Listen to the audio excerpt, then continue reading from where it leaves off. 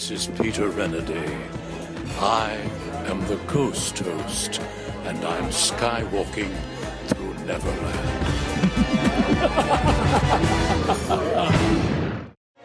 The following feature presentation is part of the Skywalking Network. This is what you can look forward to on this epic episode 533 of Skywalking Through Neverland. That's Frankenstein Manor. And that's the weenie of the land. Oh, yes. Yeah. That's like, what? She's not the bride that was born in The Bride of Frankenstein, because that bride immediately dies. Spoiler. That took me out of it. Like, you're a monster. You should not be wearing Nikes. Happy, happy Halloween, No! Halloween. Are you ready? Off to Neverland. Here we go! A long time ago, in a galaxy far, far away. To all who come to this happy place, welcome. Disneyland is your land. When I first made Star Wars, everybody in Hollywood said, well, this is a movie Disney should have made. You're more than just fans. You're family.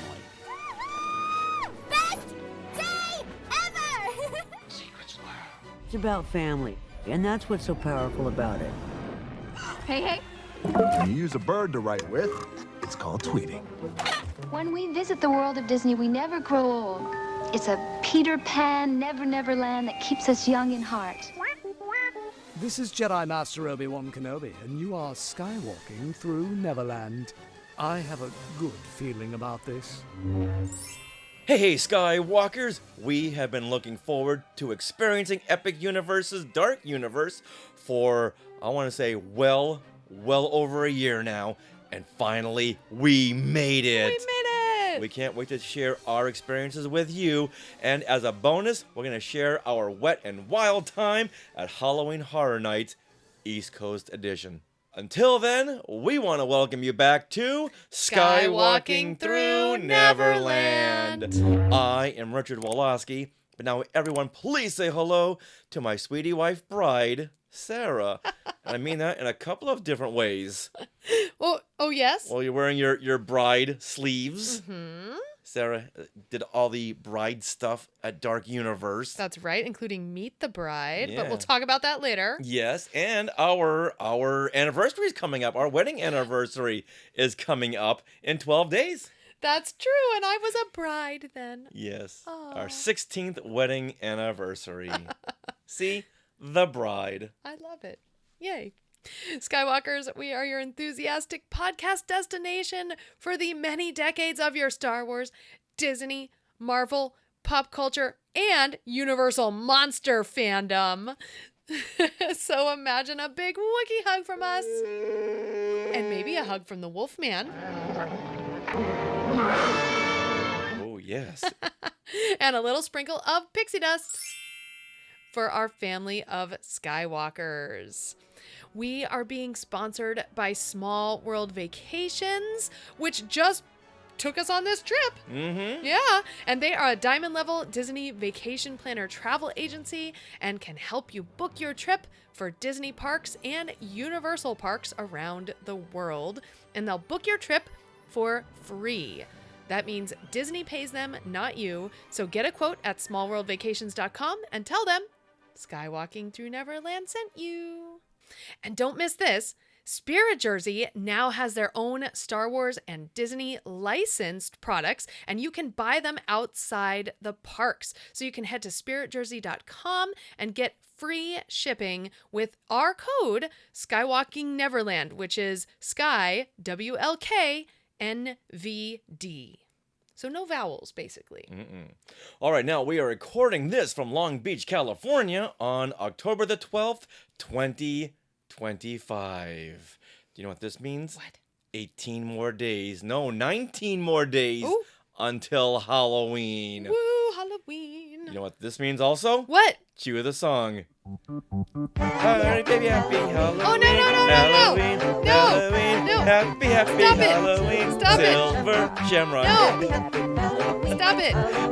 Well, you know what? Get used to that for the next couple of weeks. All right, well, I'm going to change the subject. Richard, what happened today in Star Wars history? Well, I'm glad you asked that because on this date, October the 12th, 1982, 43 years ago, Del Rey releases the Jedi Master's Quiz Book, written by 11-year-old Rusty Miller. 425 cosmic questions and answers about Star Wars and The Empire Strikes Back. Now, we had Rusty, who now goes by the name Matthew, on episode 306, and he said he was inspired by the trivia book from the works of J.R.R. Tolkien. Oh.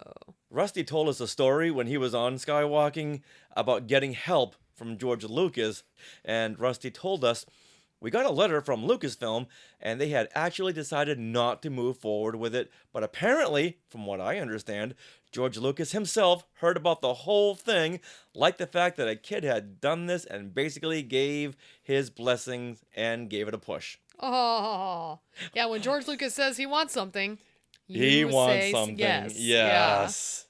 That right there, it's all you need on your resume. Yeah. I got the backing of George Lucas. That's what would get you hired anywhere else. Absolutely. Now, we haven't had a Star Wars trivia book in quite some time. Oh. I think we're due for another one. Who knows? Who knows? Yeah. Okay. All right. Now. With that, let's head down the portal to Dark Universe and Halloween Horror Nights. First steps into Epic Universe. We're going to the Monster Land. Dark Universe. Dark Universe is calling us. Yes. Sorry. We're almost there. We're almost there. We're now in Dark Universe. Oh my god. Oh my god. This is so cool. Okay. Monsters await. What? Monsters await. Ah.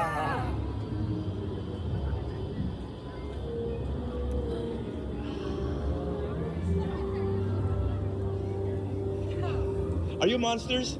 Hello. No. Those look like monsters. Maybe they were. Who knows? Could have been in disguise. I don't trust them. All right. So far for this Halloween season, we attended Disneyland's Oogie Boogie Bash, Universal Studios Halloween Horror Nights in Hollywood. But this past week, we were at Universal Studios Orlando, where we added Epic Universe's Dark Universe and Halloween Horror Nights to our Halloween experiences. Oh, it's so much fun. There are 4 other lands or portals at Epic Universe, but to keep our Halloween theme going on this season, we will focus on Dark Universe for this episode. Now, to hear more about our entire trip, please watch our live stream that is dated October 13th on our YouTube channel. All right, now before we go on, let's give a backstory to Dark Universe. This is one of the things I wish I had read before.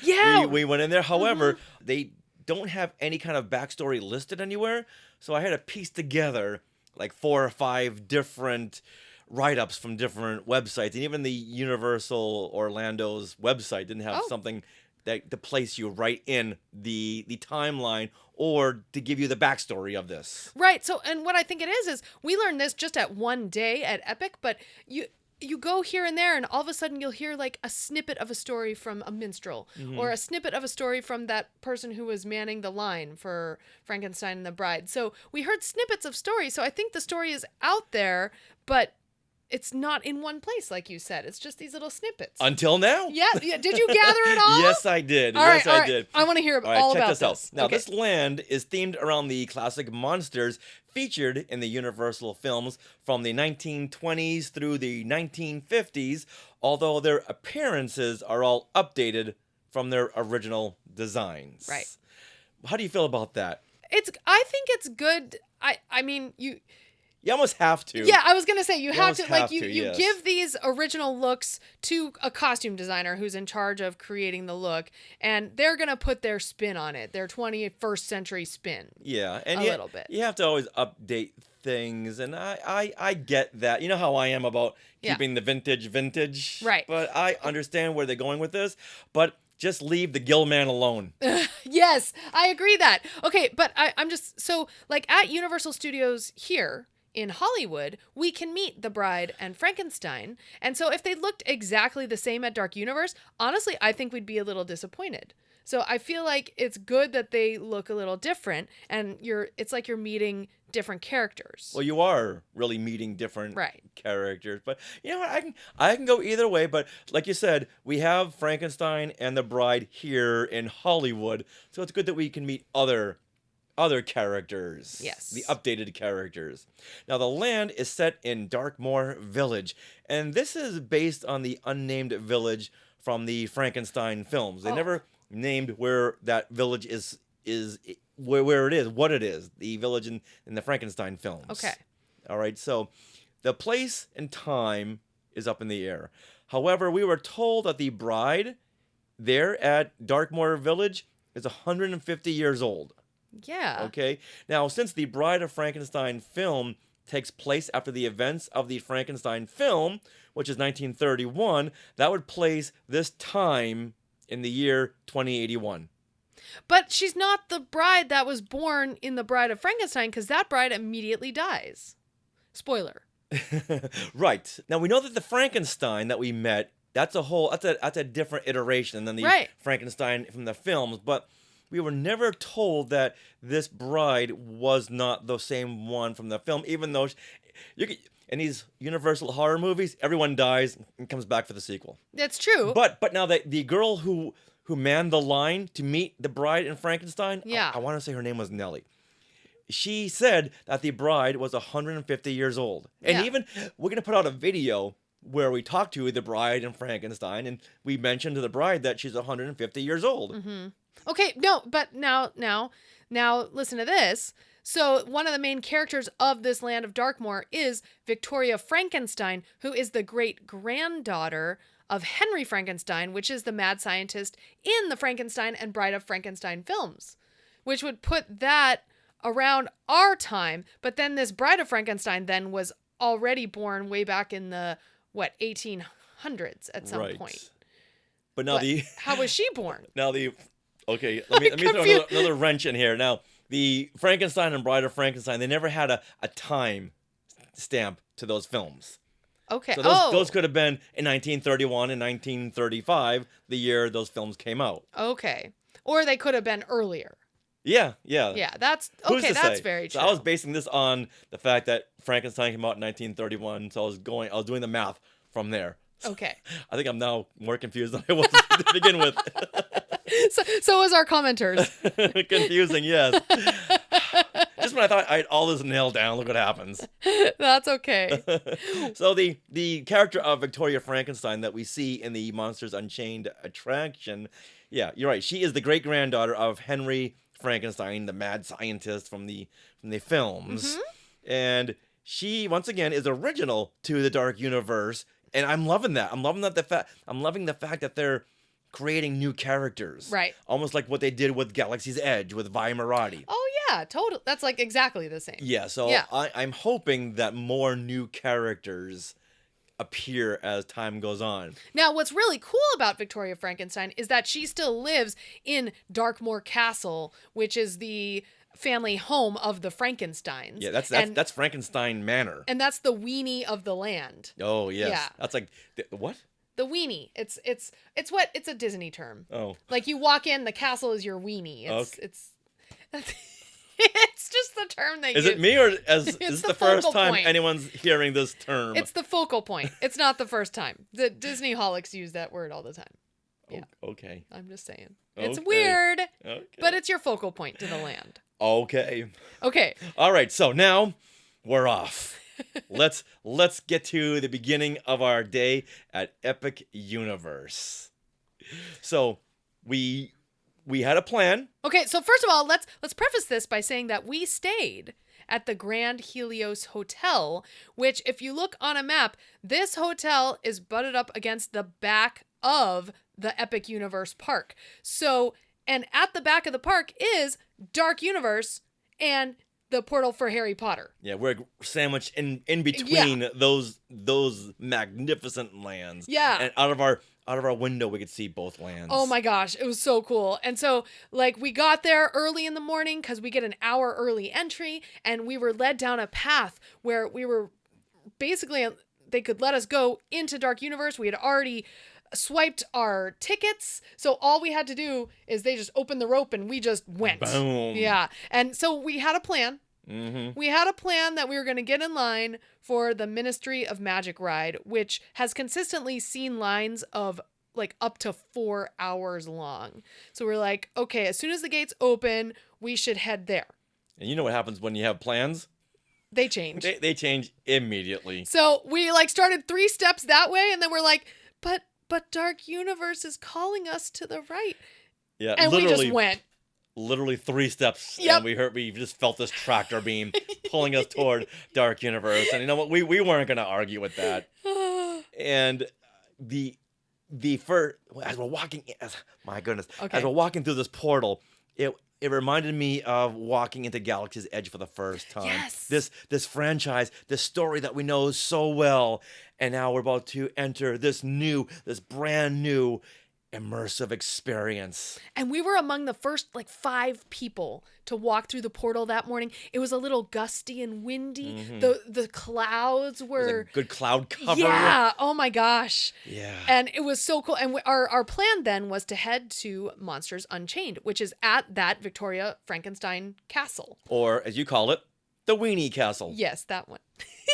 By the way, Julie says that she wasn't familiar with the weenie term, but looked it up, and I am correct. Okay, but let's never use that term again, okay? Fine. So, first of all, we went to Monsters Unchained, but it was down. It was delayed. So we're like, okay, there's another ride over here. It's Curse of the Werewolf Coaster. Yes. And so we were like, all right, let's do it. And we walked past the cool windmill, and we went on the ride. We were on the second train. No waiting. The second coaster. Oh my gosh. All right, now this is the backstory of the Curse of the Werewolf Coaster, and I love how all these attractions have little backstories to them. Yeah. All right, now Maleva, the leader of the Guild of Mystics, welcomes you to a secluded wagon camp. Here, you're warned of the creatures who prowl the deep woods. Before long, you're riding Curse of the Werewolf. Surrounded by glowing eyes and gnashing teeth, you'll spin and weave through the forest as you attempt to escape a pack of werewolves. Ugh. And that's exactly right. Yeah, so they had about 4 cars on a coaster, but they were backwards and forwards cars. So 2 people sat facing forward, 2 people sat facing away, and they would spin around as the coaster went, kind of like Crush's coaster, if you've ever been on that from Disneyland Paris. Yeah, and we got video of this, and we got so much content to upload that we haven't uploaded just yet. So you could be going backward or forward at any time. Some of them spun more than others. Yeah, it's kind of like a teacup, just spinning up and down a coaster, not just on a flat plane, but going up and down. I look a little dizzy, but still, didn't care. Oh yeah, and it wasn't like it was spinning constantly. No. It would spin based on how the coaster was going, and there's a little trick to the coaster because you do meet the werewolf and something happens. So we won't spoil it. No. Here. Okay. Yeah, it was fun, but I feel like this coaster would be really fun at night, especially under a full moon. Oh yeah. Nice. And at this point, when we were done with the attraction, it was 9:01. Yep. The park opened at 9. Yes. Yeah, they let us in early. They let us in 10 minutes early from that back entrance, and wow, what a 10 minutes. So already we were ahead of schedule. Yes. All now, right. if you want to hear what we did next, you have to tune into our live stream because now we're just going to focus on Dark Universe. Yes. All right, so then we wanted to go back to Monsters Unchained, which, again, was the big castle ride that I've been looking forward to for well over a year, but it was still down. It was, yeah. So we decided to have a late breakfast, early lunch at the Burning Blade Tavern. Yeah. Now, this is the old mill which Darkmoor Village's monster hunters have transformed into their hangout. So it's at the far back of Darkmoor Village, and you almost miss it. Like, it doesn't really look like much because it looks like it's part of the hill. Yeah. Until you see this door underneath the windmill and you walk in, and it's this kind of dark cabin. All the walls are very dark brown, and there's a bar up there. And so we walked right up to the bar, and I had heard about a secret menu drink.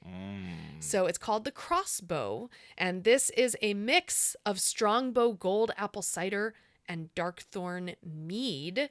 And so I asked for it, and they actually served it in a souvenir glass. So shall I show this here? And this is what it is, souvenir glass, and it says Burning Blade Tavern on it.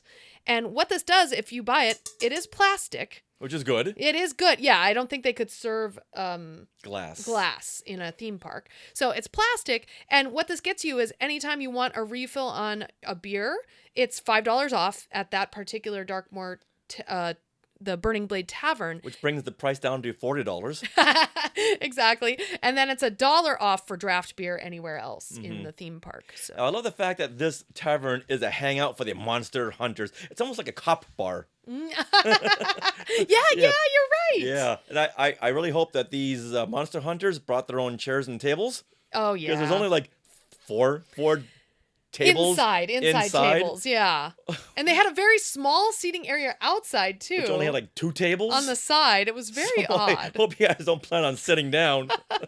And luckily, someone got up and we grabbed their seat. It was in the corner, which was very dark, so we'd have our cell phone lights on so we could see what we were eating. It was a super dark corner. Yeah. But it kind of lent the whole spirit of this world. Very dark and very dank. Right. Now, what I didn't know is that the windmill was part of this tavern. I thought it was a whole separate thing, but it's all one and the same. The windmill's on top of the tavern.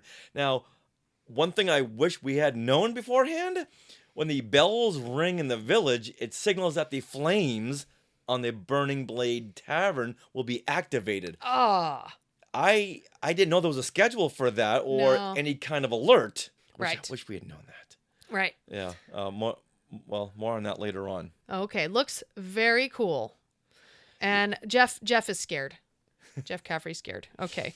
Well, so the Burning Blade Tavern, you can mobile order and pick up food off the side, or you can go inside, and you have to mobile order your food everywhere. That's just how it is. So you got to have pretty much a smartphone. Otherwise, you're not getting food. And they have some burgers. They have some really fun appetizer-y things like burning cheese and things. But my favorite thing was the Hunter's garlic steak. Oh, that was good. And this is a garlic butter pretzel with garlic dipping sauce, but it is shaped like a steak. So like if this place is for monster hunters, you get your steak and you're going to kill that Dracula, right? Yeah, Dracula's kill the like, vampires. What did I do to you guys? Come on. A garlic steak? That's adding insult to injury. Come on. I'm in my castle leaving everyone alone. I know. Now leave me alone. But it was really good. It was good. Yeah. I think even Dracula would be like, okay, I don't care. I don't care about steak. I don't care about garlic. I want one of these things. Yeah.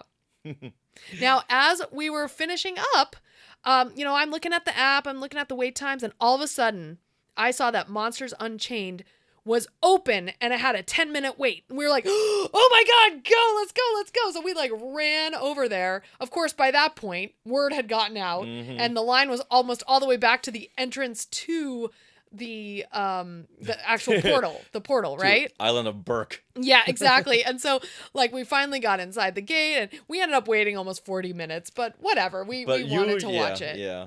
Now, in this attraction, Dr. Victoria Frankenstein continues the work of her ancestors deep below the family estate.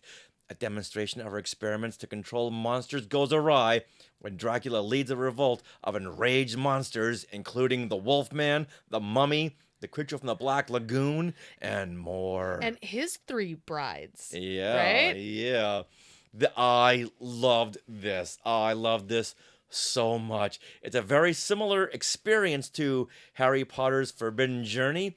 And like Forbidden Journey, there's a great blend of animation and animatronics. Projection, right? Yeah, Yeah, so you're on this arm. And actually, in some of the pre-shows before you go into the ride, Igor, who is Victoria Frankenstein's helper, shows you the ride vehicle and how it's moving on this like arm. And you've got like 4 seats and it's moving on an arm. Because of that ride system, it can put you anywhere in any particular scene. So you'll be facing forward, maybe seeing a full moon and the werewolf running, like in animation, right? Yeah. And then suddenly it moves you a little bit forward and flips you to look up, and the werewolf has run, and an animatronic is right above you, about to pounce on your vehicle. And these animatronics were huge. Oh my, so Huge. big! Dracula was incredible. And I'm happy to say that there were more animatronics than digital projections, because you know me, I like the retro. I like the animatronics. Let's just keep to that. But that's more of a Disney thing. So, once again, had a great blend of, you see the animatronic walk this way, and the cart will move you in a certain way, and all of a sudden you're looking at the digital projection of the same character moving. Well, flawless. The whole thing was flawless. And like the Gill Man too. Oh. Hold on. Hello, Gilman. Yeah. No, keep to the original design, okay? I can't tell you this enough. Okay. All right. Bye-bye.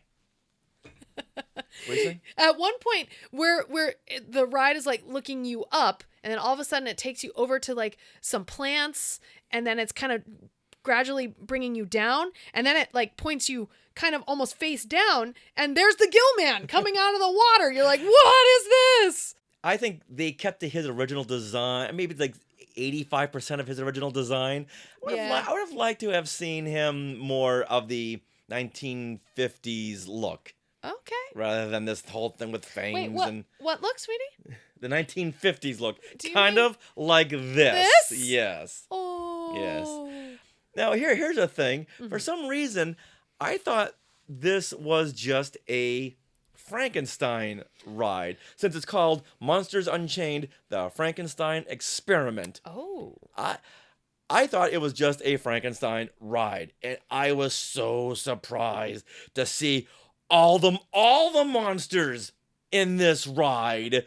There was, well, not only was there Frankenstein, there was Dracula, Quasimodo. If you blink, you're gonna miss Quasimodo. He's one of the first characters you see, because there's like a big, when you enter the ride, there's a big bell right above you. That's probably about as big as your ride vehicle. It's a huge bell, but when he swings up, you see Quasimodo hiding in the bell. I think the first time you missed it. Oh, I did. The first time I absolutely missed it. Yeah, we rode it three times that day. Yes. Yeah, because also this ride is a people eater. It's like Haunted Mansion, where it's doom buggies. Like, it's constantly moving and you're constantly putting people on it. So like the ride gets down to 15 minutes sometimes late at the night. end of the night. Yeah. Yeah, and so yeah. But go okay, ahead. so there was Quasimodo. Yeah. There was Igor. There was Phantom of the Opera. Who, that was so cool. This was a huge animatronic. With the organ. He's playing the organ, and the ride just puts you like right in front next to him, and he's playing, and then you like go past him, and then he turns around and looks at you and growls. It's so cool. Oh my goodness, that's the best thing ever. Once again, okay, there was the Gill Man. Yeah. There was the Wolf Man. There was the three brides of Dracula, and the Mummy. They were. There could have been the Invisible Man. I don't know. Who was invisible? Could have been there. I've got no idea. Dracula himself as well. Like, wow. So once again, I was so surprised to see all these monsters.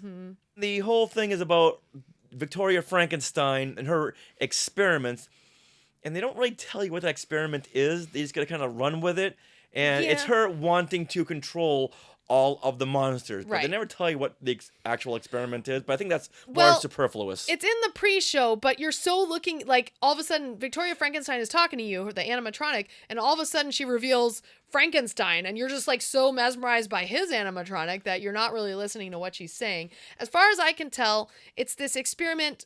Like, she's controlled all these other monsters, but her main goal is to now control Dracula. And through controlling him, she feels like she can control everything. Or, like, that's her main goal. I just wish they had told you what the experiment consists of. Small detail. Yeah. Small, I see. Yeah. Got it. This whole Frankenstein manor just sits right in the middle of Dark Universe. So when you walk in, it's like seeing the Princess Castle. And it puts you right into the whole classic monsters universe. There's smoke, there's fog that fills different areas, and there's the old wooden coffins in the graveyards. There's a big well right in the middle. Yeah, and every so often it'll smoke. Yeah, right in the middle of the universe of the street.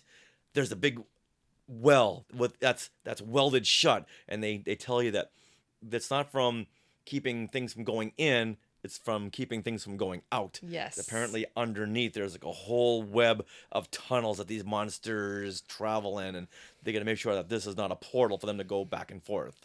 And we were told this by one of the minstrel. The minstrel, one of the atmospheric characters. Yeah. They had a lot of atmospheric minstrels walking around who would tell you the stories. Oh, so cool. Which was great. And we also saw the Invisible Man. Yes. We know this because he was all wrapped up. And honestly, I was never a big Invisible Man fan because how is he a monster? He's a scientist, a mad scientist. I kept calling him Mr. Invisibility, and he didn't like that. That's not my name. Like, I don't know what your name is. Let's get a selfie and move on. But we did not see Igor, who was walking around. We not see that. But who did we see? Well, and before we move on to there, is there anything else you want to say about Monsters Unchained? Well, yes. So I do want to say that the castle at night is really, really cool. And this is part of the atmosphere too. So this will be our transition. Because the electric lines that run throughout the castle that you see as you wait in line, and then like finally in the loading room, you are like at the top of the castle, and there's all these electric lines that are, you know, like crackling in blue light leading up to the very top of this room. Well, when you go outside of the room, and especially at night, the very top of the castle has the electric lines going outside the castle, and every like 15 minutes or so, like it'll spark, it'll blow, you know, and a big electric sound would sound, and yeah, it's really neat. So it's like the ride is happening, but you're outside, so you know the ride is happening, and she's like doing her experiments. Now, I wish we could roll in some of our own video footage of the ride, but they are very militant about not recording in any of these rides. And I'm sure on YouTube there's a ton of footage, but they are so adamant about not recording, which is good, because then you don't have some butthead with his camera right blocking your view. Exactly. Yep. And they'll give you lockers too. Almost every ride, you gotta put your yes. stuff in a locker, because some of those rides are very twisty and turny and very wild. And they don't want your phone like slipping out of your pocket. Yeah. And or hitting something. Anything else. Exactly. Having your mouse ears fall off either. Exactly. So I would equate this with Rise of the Resistance, the Monsters Unchained ride. Absolutely. Yeah. And I think there's like 2 pre-shows kind of like that. And yeah, it's really... Wow, it just blew us away, and we were so happy to ride it again and again when the line got... We were actually in line for another ride that was not moving, and we're like, Monsters Unchained is 10 minutes. You want to go? Let's go. Let's go. I think we're over there at the island of Burke, which is How to Train Your Dragon land. Yeah. It's like, yeah, okay, let's go. Uh-huh. Okay, Jeff says in the Sky Chat, Rise of the Monsters Unchained. Yep. That's a ride I want to see. And then, yes, Julie is confirming that people lose their phones and it closes down the attraction. I believe it. Yeah. Lose their phones, lose their backpacks. And now these lockers are so updated that you don't even need a key card. You don't need a thumbprint. You don't need a little a code. You just need your face. It literally takes a picture of your face and then opens a locker for you. So don't lose your face, or you'll never get your belongings back. Don't let Victoria Frankenstein experiment too much on your face. Yeah, so they take a scan of your face and they go, okay, there's your locker. Oh, wow. So updated. Uh-huh. All right, so let's get back into the atmosphere. Yes. Now, there is a disclaimer on the website that reads, appearance of characters listed is subject to change without notice, and not all characters listed are guaranteed to appear at the same time or on the same day. So what they're saying there, don't plan on anything. Right. They'll show up when they show up, because we were told a couple of times that the Bride and Frankenstein were going to appear, and they never showed up. No, they didn't appear at the time that they were saying. Exactly. I got to turn my ringer off. Yes. Yeah, and we only went one day to Epic Universe. So, because it's been 10 years since we had visited Universal Orlando, so we wanted to visit the other parks as well. All right, so the Bride and Frankenstein. That's okay. We hung out there when they said, okay, he's coming, they're coming. When? Now! Get lined up now! Yeah. So we got in line 30 minutes before they were supposed to appear. And the woman who managed us, Nellie, we were talking with her for a while and some other people who were waiting around. It was a really nice chat, actually. I think her name was Nellie. Okay. But she was very, very insightful and gave Yes. us a lot of insight into the Bride and Frankenstein's likes and dislikes, things they could to bring up in conversation. Right. You know, Frankenstein's very young. He's like only 3 years old, so you can teach him things. Mm-hmm. 3 years. Yes, my friend is 3 and still learning. Oh. Okay, I gotcha. Do you have anything to teach him? Oh, yes. I think, shall we dance? Dance. Dance. Explain. Yes. Explain. So, here. Frankenstein. Yeah. Here, let's hold this hand. Like this? Oh, and then you're supposed to, oh, here, we'll go that like this. Yes? All right. And then we go 1, 2, 1, 2. Isn't that nice? Yeah. Very good. You are dancing. You are dancing. You dance. I love this experience, especially because the bride is more articulate than she is in Hollywood, where in Hollywood she goes back to the 1935 bride who just, she speaks in one-word sentences because she's a newborn. But this one here, this bride can actually speak almost in broken English. Yes. To kind of give you that same feel. And the Frankenstein, ours is a mask, but theirs is this prosthetic look of Frankenstein, and wow. And I'm looking at him because having done creature special effects, I'm looking for like the seam lines on the face, but a brilliant seamless job. Actually, it was kind of hard to continue a conversation with them because all I wanted to do was like stare at the bride's makeup. and the prosthetics of Frankenstein. Yeah. Like, just give me a minute, okay? Yeah, Let they're me like, take this in. people in line, okay, stop looking at their faces. But yeah, the bride, she liked my gloves, which I had just purchased and put on, of course. Yes. And wow, it was so great. We bonded over that. And yeah, and then you asked Frankenstein to dance. Yes. Well, thanks to Nellie who gave us the tip, like, oh, you can teach him. I'm like, okay, I'll dance with Frankenstein. So yeah. Jeff Caffrey says in the Sky Chat, is there a point where Nellie had to give you too much information? You had to say, "Whoa, Nellie." Whoa, Nellie. No, actually, she was great. Yeah. Well, I think because she knew that we've been waiting there for so long, she just wanted to keep us entertained. Yeah. So that was definitely a highlight. Another highlight of the day was merchandise. Yes, there was so much merchandise in Epic Universe. We focused on, of course, our Dark Universe monsters things. Including the Gillman. Yes! And Gillman had to have a friend. Oh, yes. Gillman had to have a friend, and they have this really cute line. We didn't get them all because, we need to pace ourselves.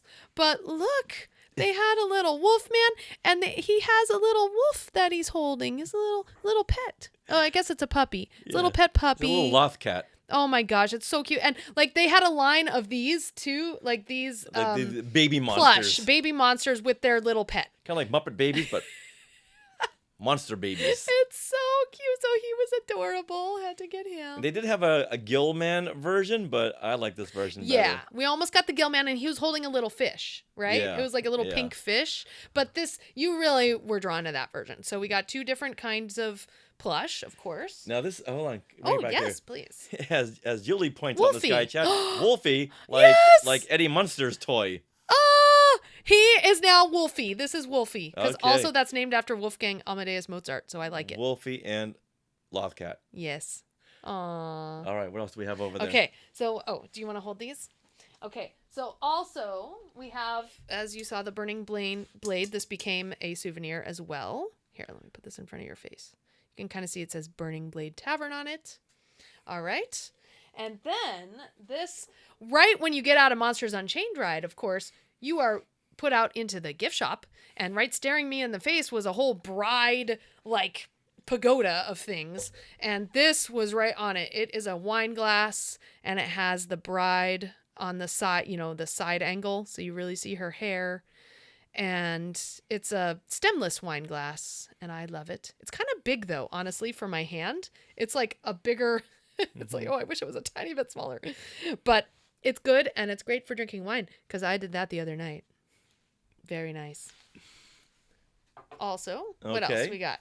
Oh, so then, the very practical, at Epic Universe, they had a ton of themed holders for your cards and your everything. So one of them is Epic Universe, and it's one of those lanyards that you can pull away and it comes back. So I love these. I don't know what that's called. I don't know the technical term, but there you go. And then retractable cord. Yeah. So then they had a Dark Universe specific one, and they had all different ones based on each portal. But look at this. It's like the comic. Look at that right there. It's the Gill Man and the Bride. And the Bride in a comic book like cover almost. And then on the attachment that you attach to your belt or hook is the Gill Man and the Bride. Yeah. Now we keep on mentioning the Gill Man because next week we're going to do a retrospective on the Creature from the Black Lagoon series. There were 3 films in the series. We're going to do a retrospective like the way we did Frankenstein last year. Yeah. Julie is saying that this is called a keyback. Oh, okay. Thank you. That makes sense. Yeah. So, all in all, this. Oh, and your shirt. Oh, and the Wolfman shirt. They had a Dracula shirt. They had a Bride shirt. They had so much more Bride stuff. I could have bought all of it, but we didn't. We had a budget.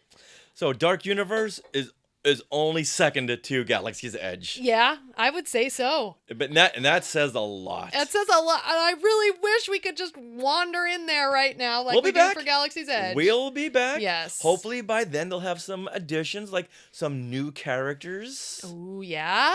Hopefully by then they'll allow park hopping between all 3 parks. Right. Because they weren't allowing that. Because it would be wonderful to start the day over in, say, Islands of Adventure, and that closes at 7 or 6, and then this park, Epic Universe stays open till 10 p.m. every night, at least right now, and so you can park hop over and just spend the night in Dark Universe. We had to watch the castle from outside the wall. It's like we could see it on the other side of the wall. Like, yeah, the last 3 days of our trip, we couldn't go back to Epic. We're like staying right there. You're like, spire, I just want to spire of the castle and see it light up, and we're like, our faces up against the chain link fence. Yeah. Like, oh, someday. Yeah, from the front of the Helios Hotel where you take your bus and things, you can see the Frankenstein castle right there. Ugh. And James, if you're listening, I think your wife wants to go to Epic Universe. Stat. It's absolutely recommended. Like, holy cow. Yeah. All right. Now, with that, yes, let's get into part 2 of our Halloween celebration with Halloween Horror Nights at Universal Studios Orlando. Do you have your rain poncho ready? Oh. Yeah, we're going to put on our rain ponchos for this. You ready? Okay. There we go. These were a necessity. There you go. This is how we looked the whole night. I'm ready. And we say this because it rained. It rained the whole night. Like 3-4 hours of just torrential rain. Downpour. There was no point in keeping your feet dry or changing socks. You just relinquish all dryness to the rain gods. Yes. But you know what that did? We waited how long for this? We're not going to let that ruin our experience. Exactly. And, let me put this back. And I'll keep this on. This is funny. Okay, hold on. There we go. Now, we had gone to the Halloween Horror Nights a few weeks ago at Universal Hollywood with James and Julie Gildersleeve. Hey, everyone. And we could not wait to see what Orlando had to offer.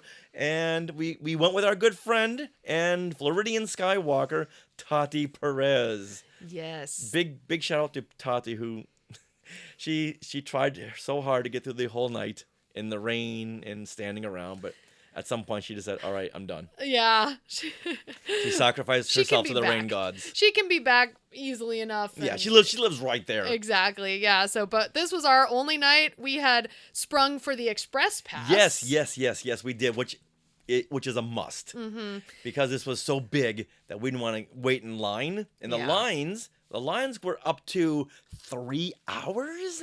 It was insane. Yeah. Not for us. No, not for us. Anywhere from like 50 minutes to 3 hours through the bulk of the night. Now, the last hour, you can, if you're willing to wait that long till 2 a.m., the last hour, the lines go down because all the people with express passes have pretty much done everything.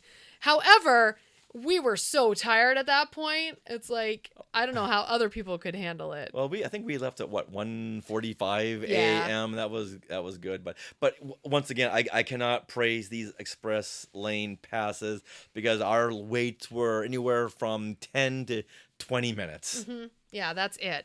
And some was a walk-on, that very first one. Yeah, so it was great. And so Universal Orlando now, they do not have the Terror Tram like our Universal Hollywood. However, they have 2 more mazes or haunted houses for a total of 10. All right, stop right there. Yes.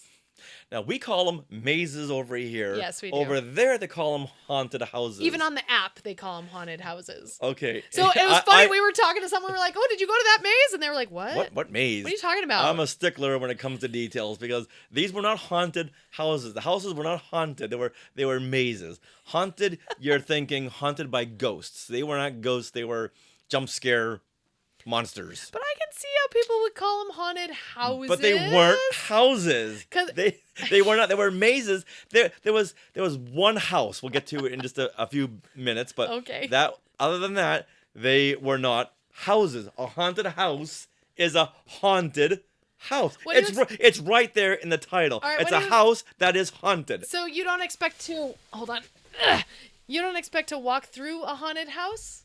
You can walk through a haunted house. Okay. But these were mazes. Okay. I know right now the word haunted is just any kind of definition thrown out the window. But haunted, it's like ghosts. Ghosts are haunting a house. Okay. I guess if you want to really spread it thin, you can say anything that scares you in these houses can be a haunt. I'm a stickler when it comes to semantics. And they're not haunted houses, they're scare mazes. Okay. Back to the tram. I do like the fact that we have the tram over here in Hollywood because it does break up the monotony of the jump scare mazes. Yeah. And I think we really need something like that, or else it does just get a little redundant when every maze is pretty much the same format. Now, I do have to say for Orlando, their scare zones, which is places in the park that you're walking through to get to the next set of mazes, they are very well done. Very, very, very And in well fact, done. later I'll talk about one of them in particular. But I feel like if you want to break in the mazes, and we took a break at a good time, you can go to Harry Potter, Diagon Alley. Because in there's not a maze, but they have Death Eaters walking around and scaring you, and the lighting is very spooky, and they have fog. And you can also take a break in the Leaky Cauldron, which we did quite a bit. Yeah. Yeah. And I also want to say that our scare actors had better costumes and makeup. Oh, the zombies over there, in Orlando, where their makeup was fantastic. Other than that, some of the makeup was very minimal. Yes. And some of the scare actors were walking around in sneakers. Yeah. That took me out of it. Like, you're a monster. You should not be wearing Nikes. I would agree with that. The makeup teams there are not quite as good as our Hollywood makeup teams, which kind of makes sense. Mm-hmm. I mean, we got all the makeup artists over here. But what they did have was a lot of great mazes. So let's go through our top 3 favorite. Right, because otherwise it'll be a little bit redundant. Yes, so let's do it. So we went to all 10 because we had that express pass. 10. We got to ride Wizard Gringotts. Gringotts as well. Took a little rain break. Yeah, rain break inside of Gringotts. Yeah, and we could have gone on. I think 2 more rides were open during the day, but we just didn't. We were like, okay, well, let's focus on the haunted houses / mazes. All right, Sarah, you give us your first favorite maze, and we're gonna make James Gildersleeve very jealous. Okay, the number 1 top maze. Okay, Five Nights at Freddy's. This I think this was our 8th or 9th maze that we had gone to. Yes, and we didn't get the chance to do this in Hollywood because Right. the line was 3 hours. It was so long. Yeah. Yeah, But so this time, sorry, James. I know. We did the maze without you. We So did. sorry. And so here, let's read the description here.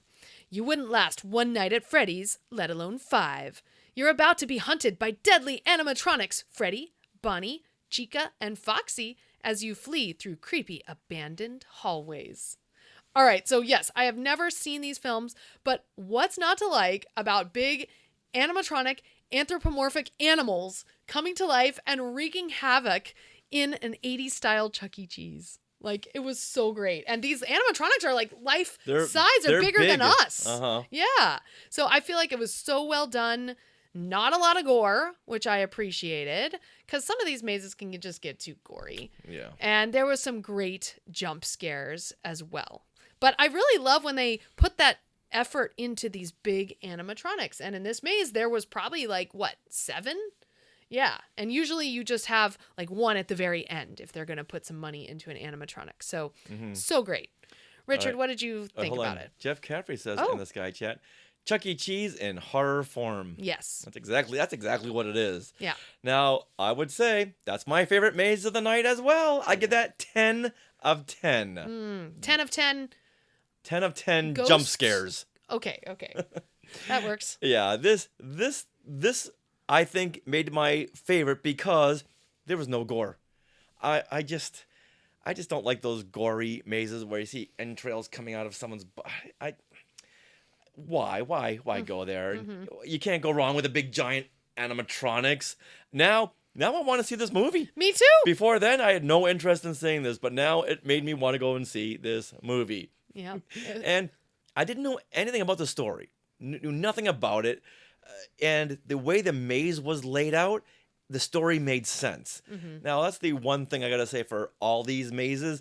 They do a great job in setting up a story, but once you're in the maze, it's just a lot of yelling and screaming and jump scares, so you don't... It's hard to focus. Yeah, it's just mainly little vignettes as you go along.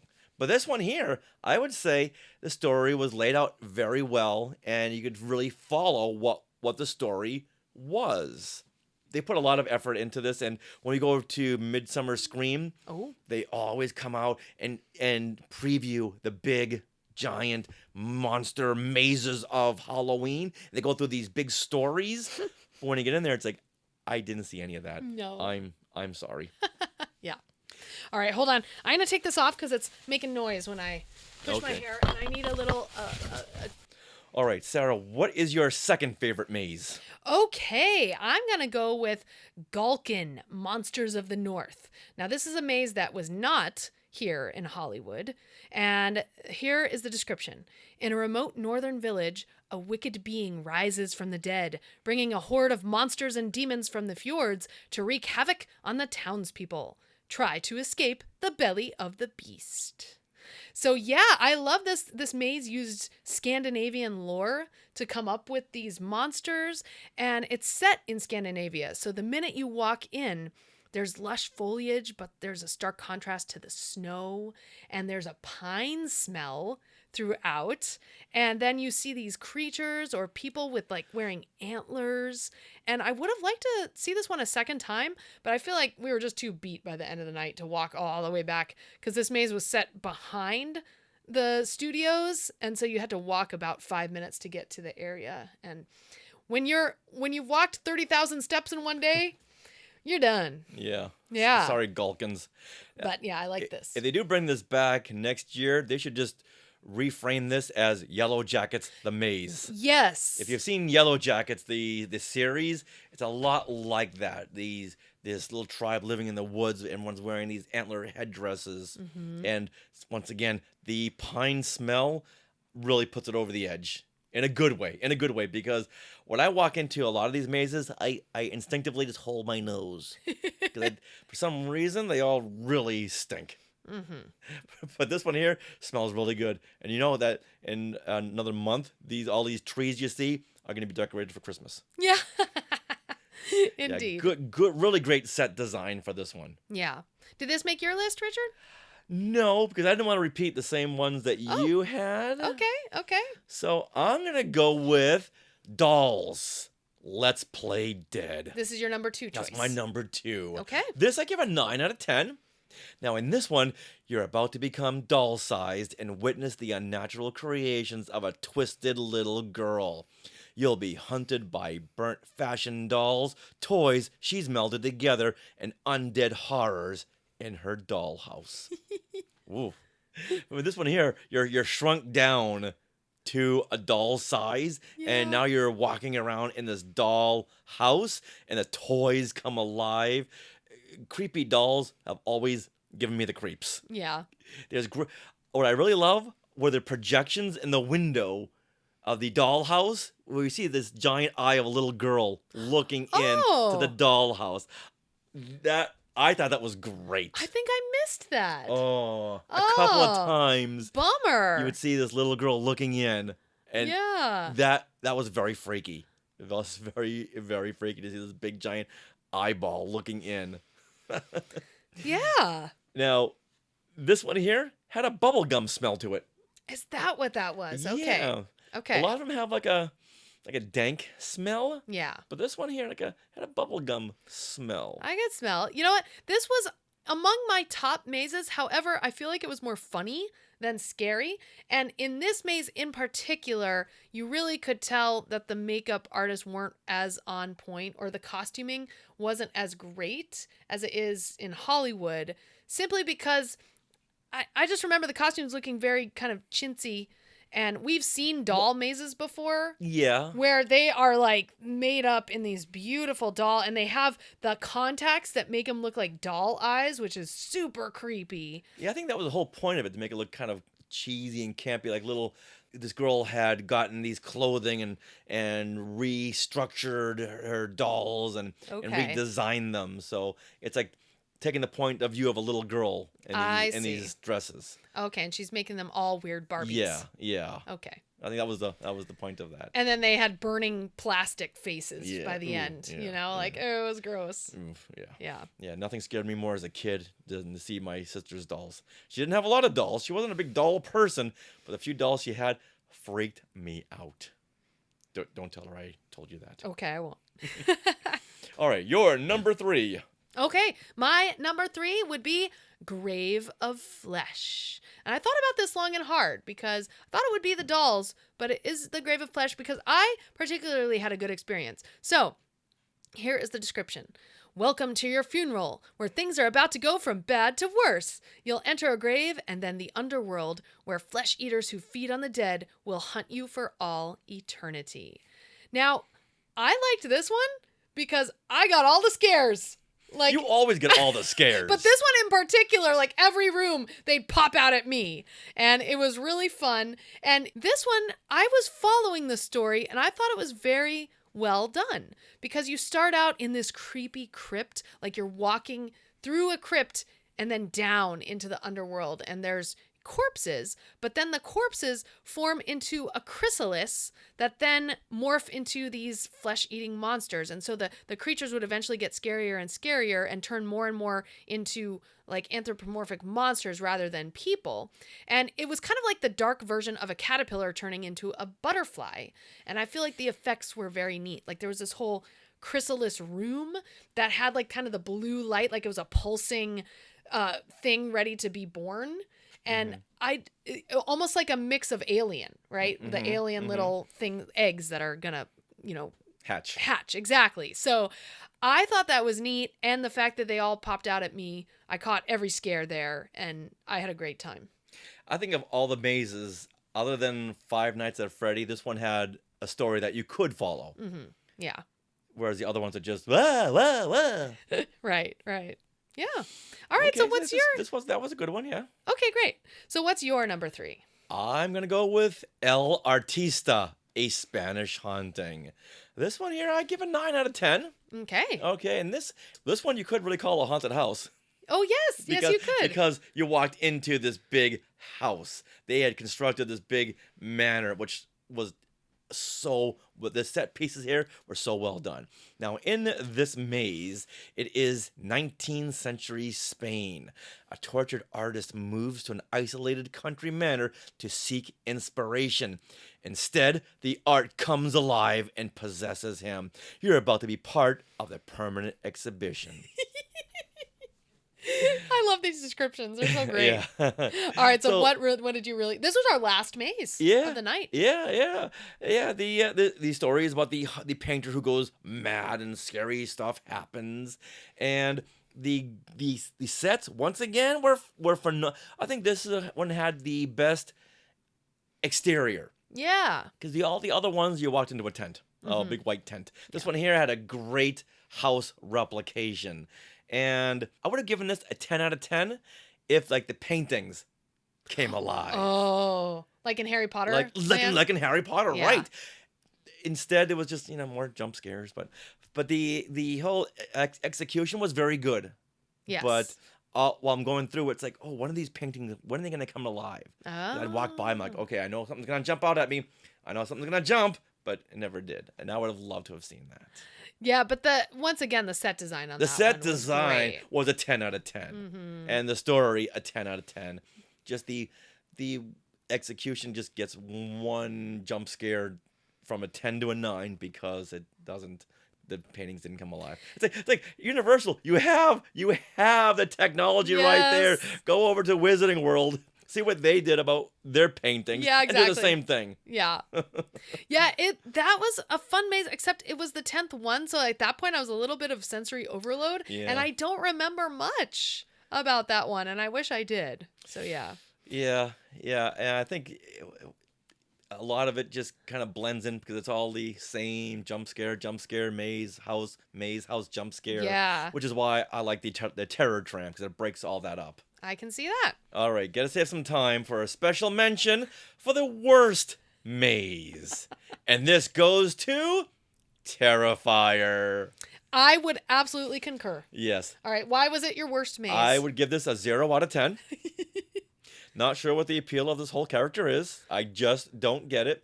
And this line was consistently one of the longest of the night. That and Five Nights at Freddy's. Yeah, this and over in Hollywood, Yes. 3-hour waits. Same. You know what? I'm going to bump up the 0 to a 1. Okay. Because they did have some great lighting effects and a great jump scare effect where you see Art the Clown, but you're looking at a mirror. Oh. So you think he's right in front of you, but he's right beside you. Right. That was a good one there. Yeah. But there was a lot of gore and Yeah. blood mess, and I held my nose, but I know everyone says that it smells bathroom. like a bathroom in the worst ways. Well, there is a bathroom room where it's just gross, and I just walked through as fast as I could. I was like, okay. Yeah. And then at one point in this maze, you can choose the wet route or the dry route. At that point, it really didn't matter because Nope. we were already We were very wet. drenched. But I didn't want to be drenched in red wet, so I decided to choose the dry maze. And luckily, I had heard about this, that there was a dry and a wet path, because everyone was going on the wet path, and I'm like, nope. I veered off course. So, I don't think we would have even done this, but Tati really wanted to do it. Yeah, it was going to be our last maze because we didn't care about it. But yeah, before she left for the night, it's like we had to go do that one because her son really wanted her to do it. And I think this was the longest line we'd waited in. Yes, something it was. like 40, 45 minutes. Yeah, something like that. It was the longest line right out in the rain. There was no cover. But we had our ponchos. Yeah. You know what? It's a story to tell, and we're telling it. So yeah, that would be the worst maze. But I have a runner-up for scare zones. So as you're walking around the park, once again, they have scare zones. Now, my favorite scare zone in Hollywood is the crows. Remember the crows The that crow are stilt walkers. Yeah, the crow stilt walkers. That's really neat, but there's no story to it. They're just crow stilt walkers, and they're protecting their baby. I guess that's the story, but it's not much of a story. Whereas here, one of the scare zones that I really liked, it's called the Cat Lady of Crooked Lane. And so as you're walking through this long path, it's out in the open. The trees above the path are gorgeous, really tall, and they all have these beautiful jack-o'-lanterns on it. So even if you're not at Horror Nights, these jack-o'-lanterns are there and lit up at night, and they're great. But during Horror Nights, you walk through, and the scare actors that are just popping out at you gradually turn from young trick-or-treaters into feral felines. And this path ends at this haunted witch's house, a la Hansel and Gretel. It's like so Hansel and Gretel. You walk through the woods to this path, to this house, but jumping out are feral cats and like people cats.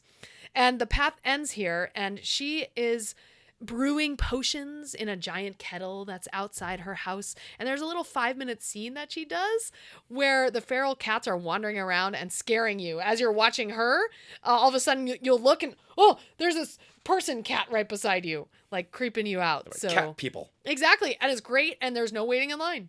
No, yeah, just a show there. So this old hag lady, she turns these kids into cats. Yep. Now, this is what I was talking about earlier when some of these performers were just wearing sneakers. Ah, okay. Like, that one's wearing Adidas, someone's wearing Nike. Oh, as the full cat they were wearing. Oh, no. If you're going to do it. Don't chintz out at the... at the bottom. Feet. Yeah. It's like when you see performers and they have got these spats. Right. Just go all the way, have shoes. Oh, that's so funny. Wow. All right. So, yeah, definitely awesome scare zone. I hope they bring that over to... Hollywood. Okay. So, overall thoughts. I would definitely do this again if we found ourselves out there this time of year. I think I had a great time, and it's great that they have so many different mazes than our Horror Nights here in Hollywood. So I like that. And also the same ones are slightly different simply based on the physicality of the space that they're in. Like, I feel like the Fallout maze over in Orlando was completely different than the maze here in Hollywood. And I really liked it. Okay. What about you, Richard? I had a great time. It's Halloween. Yeah. It's monsters. How can you not have a good time? It is what you make of it, even though it was pouring. Let's just run with it. We know it'll be a good story later on. Express passes are a must.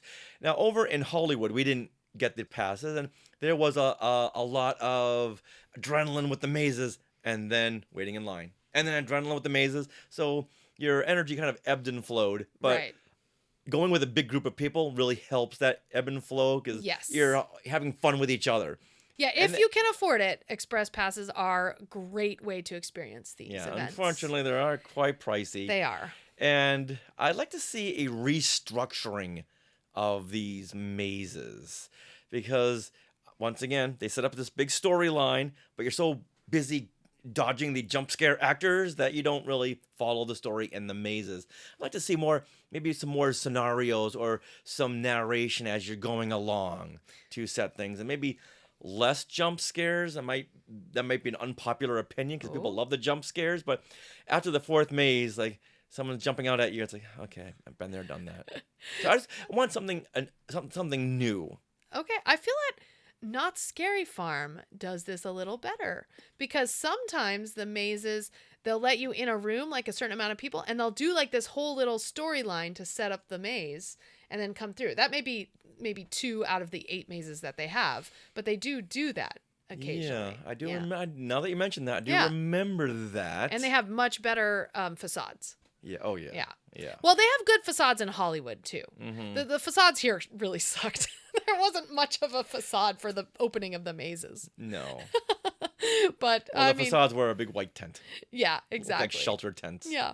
Now, we forgot to mention one thing, Richard. It was the show that they had. Oh, yeah. Oh, the Circus of Decay. Yes. Which was a Cirque du Soleil type of show. Yeah, we saw the last one of the night. It was at 12:30 a.m. 12:30 a.m. And it was kind of a burlesque aerialist and contortion and fire show. So you had all these performers that one was a contortionist. They had several aerialists. And that was really neat when like 2 women would go up, or a woman and a man, or sometimes 2 men and 2 women would go up in the air and like do all these acrobatics. It was fantastic, and you're off your feet in this big amphitheater. This was an R-rated show too. It was R-rated, yes. And it was very, very lovely. It was about 30 minutes, I believe, right? It was a great way to break up the night. And except we did it at the end, but it worked out. It was great. Yeah, and gotta hand it to Orlando for having shows. Hollywood just did away with all their shows. Well, they still have the Water World / Oh, right, the Purge. The Purge show, which we don't like. Okay, so they do have a show, but Orlando had more pop-up little shows like the Cat Lady. Yes. And every once in a while there'd be like something else coming up over here, like a little vignette. Yeah. Which we don't get. And that's what really makes it. I agree. Yeah, so overall just wow, what a great night. Yes. Happy Halloween, everybody. Well, that's a wrap for episode 533 of Skywalking Through Neverland. Big thank you to Small World Vacations for setting up our Halloween getaway. Yeah, and thanks to all the Skywalkers who we got to see and meet and even stay with. Now be sure to subscribe on YouTube and follow us on socials at Skywalking Pod. Now, join us weekly every Monday at 6 p.m. Pacific time for Things We Want to Share. And tonight, we're going to share the rest of our Epic Universe Universal Studios theme park adventures. It's going to be awesome. Now, you can grab autographed copies of Today in Star Wars History, Parts 1 and 2, and Skywalking Through My Fandom at skywalkingthroughneverland.com/book. Want to support the show? Well, join the Skywalking Force, which is our Patreon, for early access and bonus episodes, including the John Williams Hollywood Bowl concert. We're just a few away from 50. Just a few. So thank you to everyone who's already on board with our Skywalking Force. Thank you.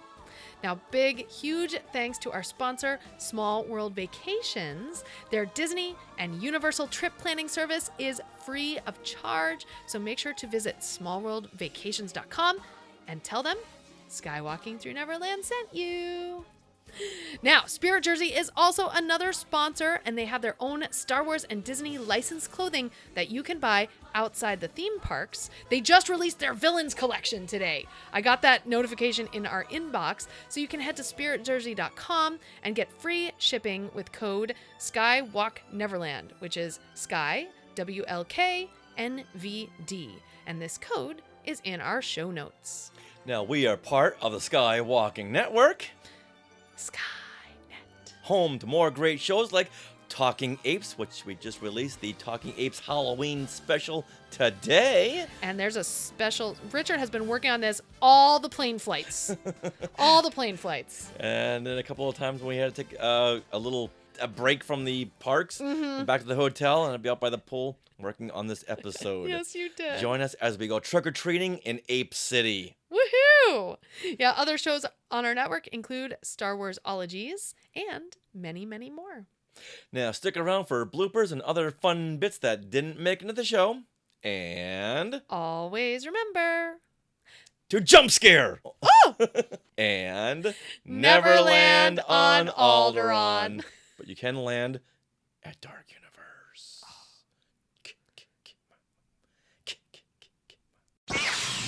We are already recording there. Okay. I need you to do your clappy claps, please. And as a bonus, we're going to share our Wet and Wild time at Halloween Horror Nights West Coast Edition. East Coast. East Coast Edition. Is this like moving around? What? Oh, I'm You're I'm shaking hitting it. And when I was a kid, I was called a haunt all the time. So maybe things that bother people are haunts. You were called a haunt? Yeah. What? Stop haunting me, would you? Really? Yeah, I think my teachers always said that. Were you born in like the 1800s? What's happening? Oh no, that was something that was said in the 70s. But you know, when is Five Nights at Freddy 2 coming out? 2014. What? All right, hold on. When is Five Nights at Freddy's 2 the movie coming out? March 5th, 2024. Yeah, that's the game that they're talking about. Happy Halloween, No! Halloween, Halloween. We need a Halloween 3 maze. Happy. And the whole maze, that's all you hear. Oh my goodness. Oh, why are they not on this? They've had a Michael Myers maze. Why not have a Halloween 3 maze? Bad. And wouldn't it be awesome if you got, like, if the whole thing had to shut down and you got stuck in there and all you heard was happy Halloween, Halloween, silver shamrock. Happy Halloween, everybody. Here, play with your toy. Okay. Happy Halloween, Halloween, Halloween, Halloween. Hey, look at those names to the left. They are part of the Skywalking Force, our Patreon. Become a producer yourself and check out all the Disney Plus themed bonus content available depending on the level you subscribe. Become a member of the elite Skywalking Force at skywalkingforce.com.